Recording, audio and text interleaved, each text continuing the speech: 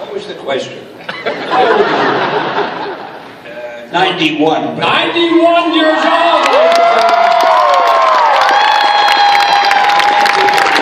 I know it's hard to believe because everybody thinks I'm only 89. A youthful 89.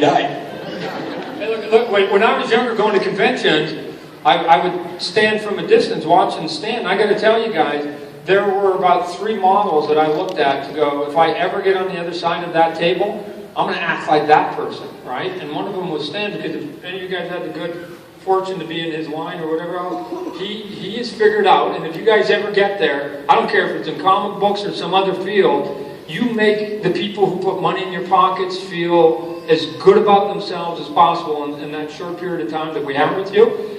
I got to tell you, a lot of celebrities don't understand that concept, so I'd like to applaud you for being so gracious to the fans for decades and decades and decades.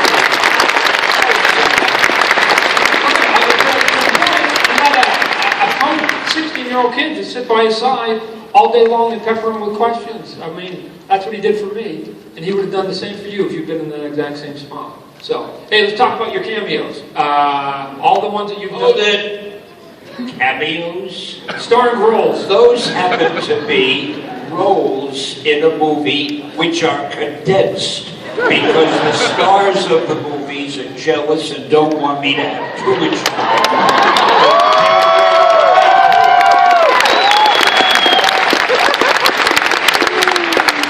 It's sort of like Academy Award Best Supporting Actor, right? A new category, really, a new category.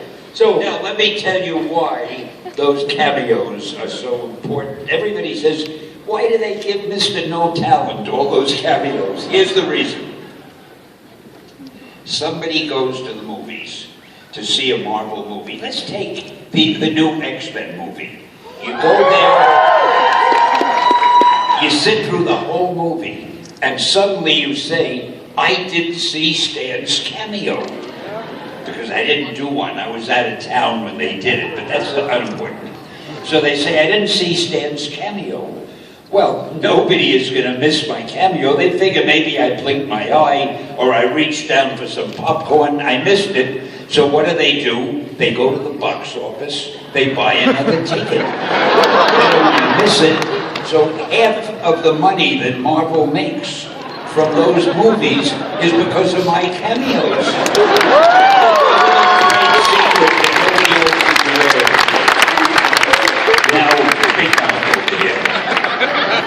And what's your next starring role? My next starring role will be in Guardians of the Galaxy.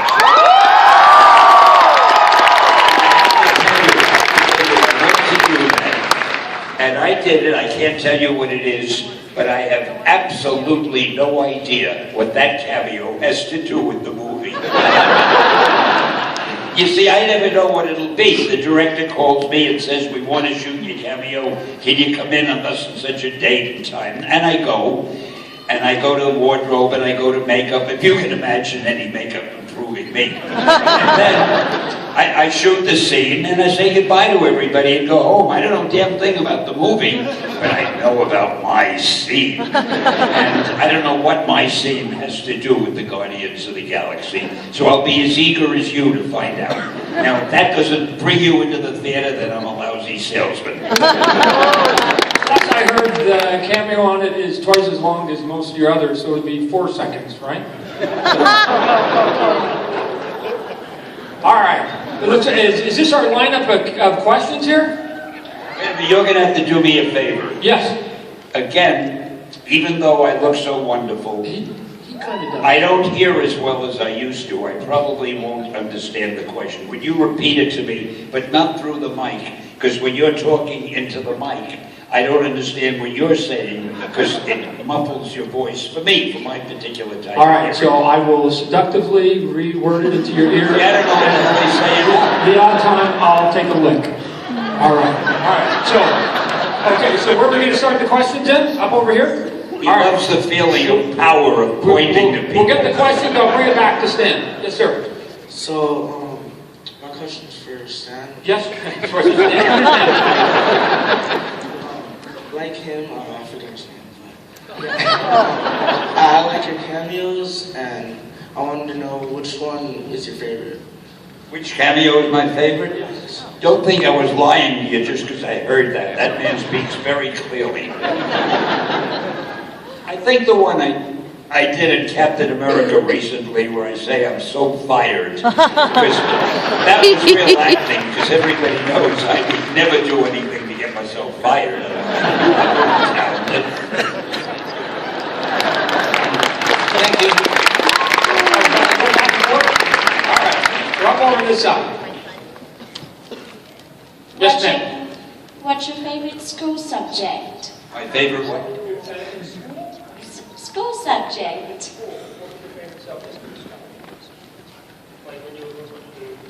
Gee, really, none of them. I hated school.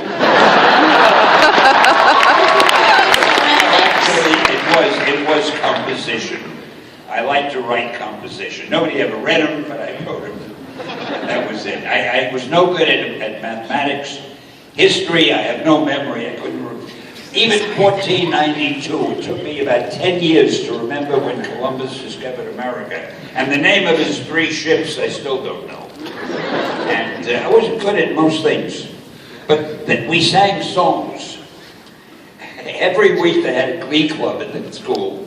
And they had what they called a listener's row. If you couldn't carry a tune, you had to sit in the listener's row and you had to keep your mouth shut. I was in the listener's row for all the time I was in school. If I even opened my mouth to sing a note, I would throw the whole class off key. I remember that, so that was not my favorite. I didn't have any favorite subjects, I don't think.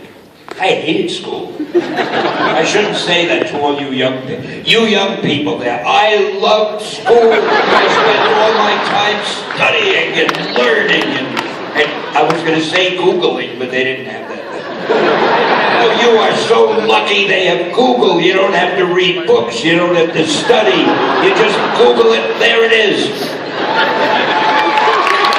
wish I went to school now. Here's an interesting thing. I remember listening to Stan when I was younger again talk, and he said he doesn't remember things, right? And I don't know if this is true, but I remember you saying it on stage one day. It's the reason why there's so many characters that have the same first name and last name with the same initials, right? Sue Storm, Reed Richard, right?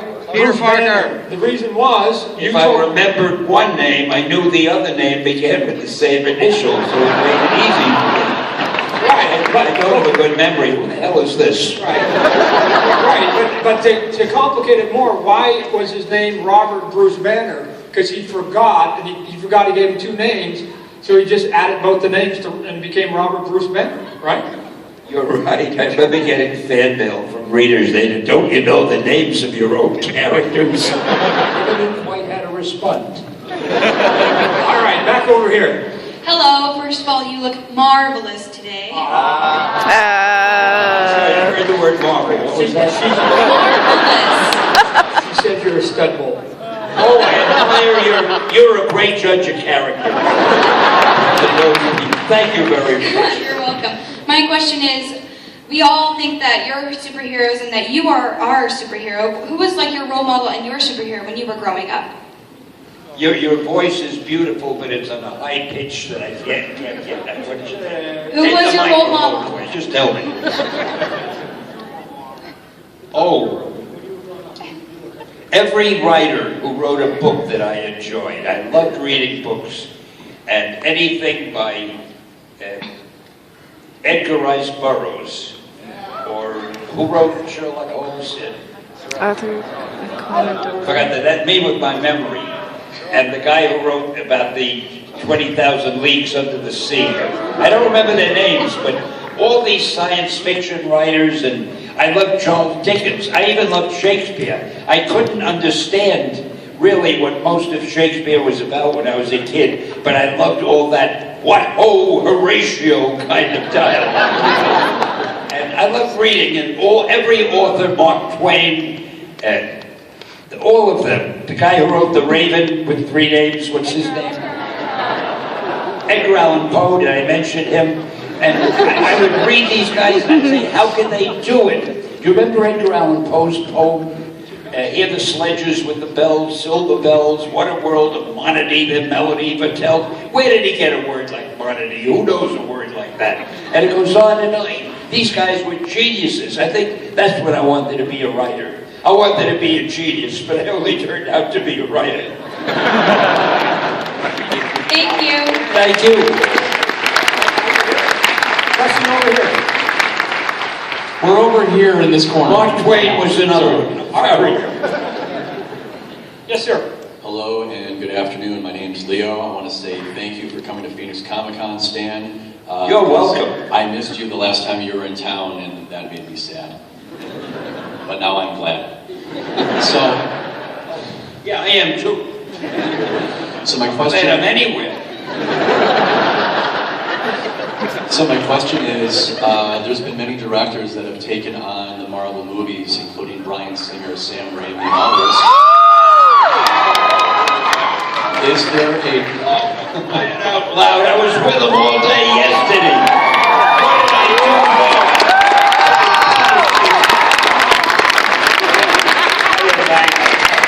How you guys doing? How's that? How are you? Oh, I'm magnificent.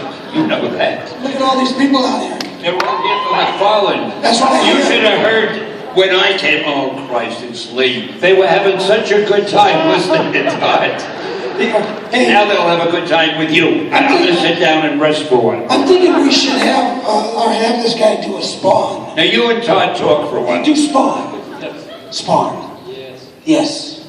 Are you going to do that toy, that world toy? Who's going to be in Guardians of the Galaxy? Who do we know in that movie? Guardians of the Galaxy. You know, you mean the one that comes out August 1st? Yes, sir. Who's going to go see Mr. Rooker, Mr. Stan Lee, Guardians of the Galaxy?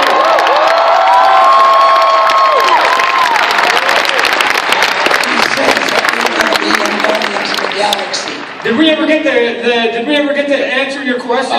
No. What's your question? What's your question? The question for Stan is there a director alive today that you would like to see take on one of your Marvel creations that hasn't done so? And if so, what is that person's name and which Marvel creation? Thank you. That's like 3 questions, dude. He wants to know, is there a director that you would think want to do characters for a movie? Is there a director you go, oh, they have to get signed on? Well, Fellini would have been great, but he's dead. Oh. No, we've been lucky. We've had the greatest directors. Some of them, when they came on, I didn't even know who they were. I didn't know their names, but they did such a great job. Marvel has been lucky as hell because apparently most of the directors love our characters and they want to do those movies. And as you can imagine, the more successful the movies get, the more the directors want to do them. So they have no problem getting directors. Why they haven't asked me to direct one, I'll never know. But that's another subject. James Gunn's a good director. We just don't talk in the mic. Here's what it sounds like to me. We talk to the mic.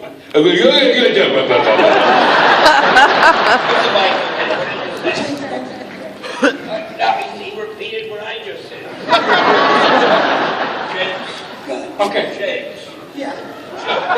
Good. For all you parents that have had 2 children, they're doing their baby talk right now. Boy, I don't have too many friends. Where's our next question coming from? Over here? Yes, yes. I actually have 2 small ones, but the main one is, how did you come up with the Marvel dynamic? How did I come up with what? The Marvel dynamic.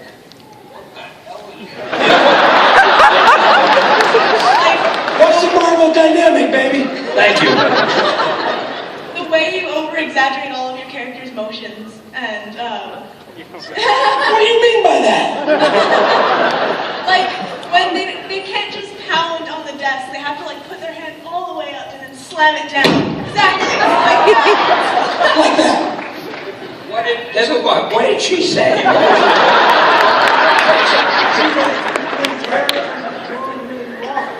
When instead of just going like this in the desk, they go. That's my fault. I used to tell the artists, even Jack Kirby, who is the greatest of them all,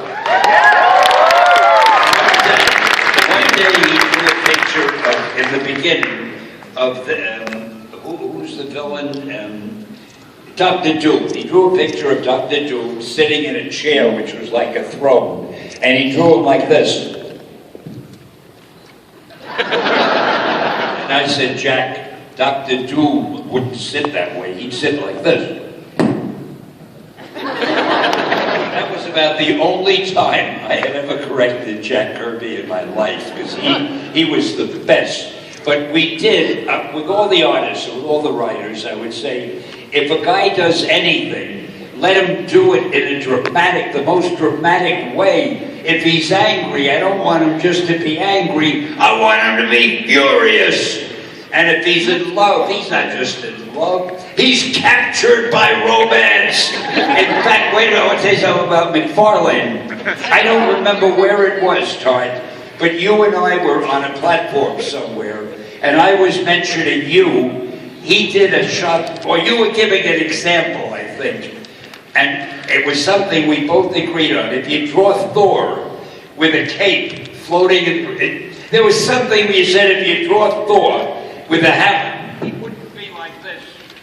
He'd be like this. You understand, Todd understands that so perfectly. It's one of the few things he does understand. Whatever emotion you have, whatever action you have, you carry it to the extreme. So I'm still talking.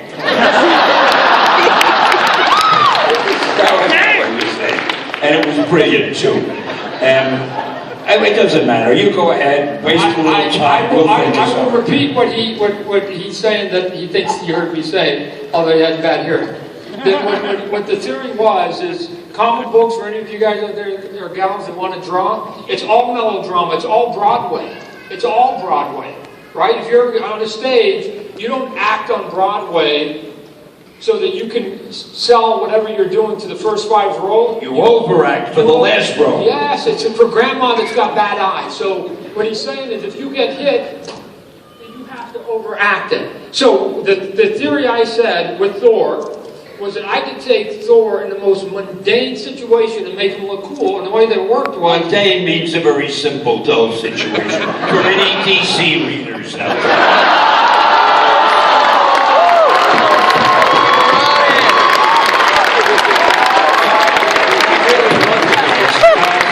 Just got up the mic.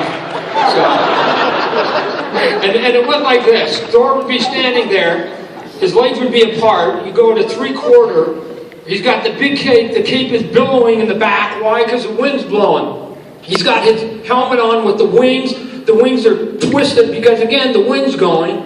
He's got that cool hair that's going back, kind of Fabio-esque, and it's cutting across his face. He's holding that hammer down here in a clutch. You can see all the veins in his arm. Lightning bolts are coming off the thing, off the hammer, and the dust is kicking up from all that energy. And the balloon says, pass the salt. Right? But, darn it, that's the best pass the salt panel you're ever going to see. And it's really what comic books are about, just overselling. So, anyway. Back on a platform with someone, that someone is not supposed to be cleverer or more interesting than I am. I want you to forget everything you heard for the last 3 minutes. Jesus, McFarlane. All right, we got another question. So I got Mr. McFarlane. How do you suppose that relates to comic book characters coming to life on film then? You've been sitting there for 5 minutes, that's all you can come up with?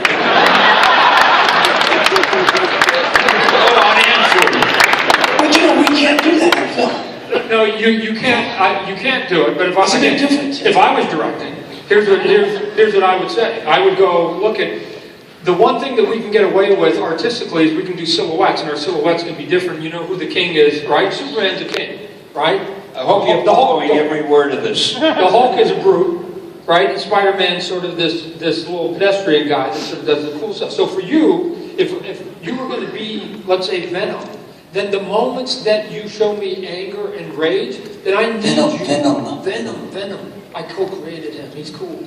So if you're going to be Venom, then at the moment that you get angry, then sell the anger, right? Because what I don't want you to do is come in and go, I'm going to be giving my lines here. And now when you get angry, I want you to make my kids jump out of their seat and scare the crap out of them when you're delivering those lines at the key moments. Not all the time. I don't want you to scare this little kid right here all the time.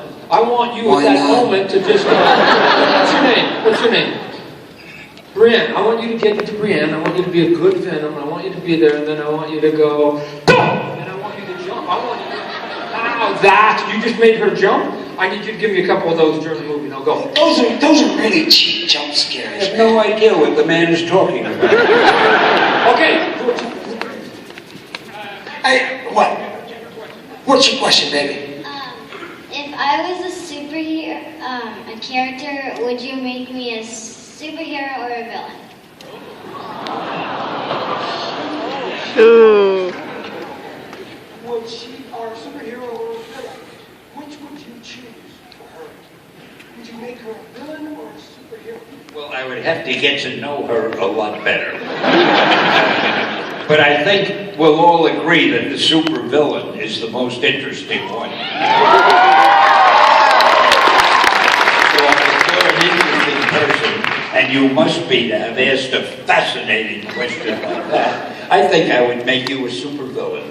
And I want anybody sitting near her to change his seat, move a little further away. We don't know how dangerous she may be.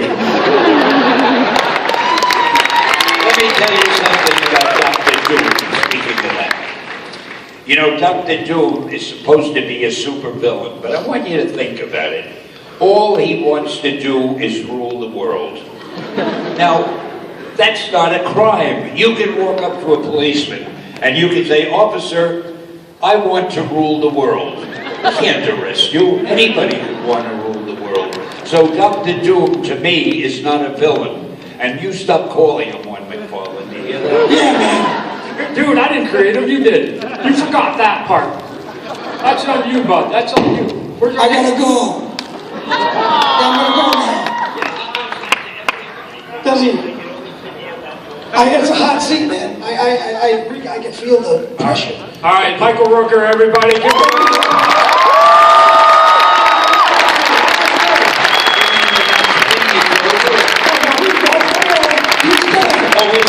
Guardians of the Galaxy! But you're my interpreter now. I'm along with him. You're in trouble now. You know, we've worked together on 2 movies now. You and I. Guardians of the Galaxy. Galaxy. Maybe. I don't know. Do you have a thing in Guardians of the Galaxy? A cameo. You do? I'm not a small supporting role.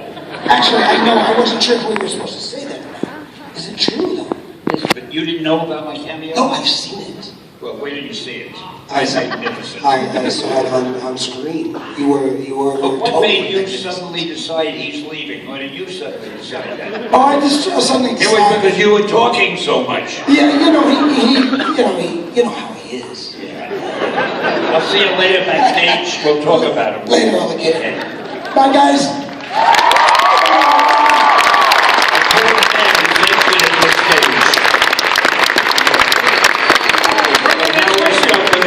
Where's our next question coming from? Right here, right here. Yes. Oh, look at that. Are you Venom or are you in black costume, Spidey? Venom. Yeah. All right, what's your question, young man? What inspired you to making all these comic book characters?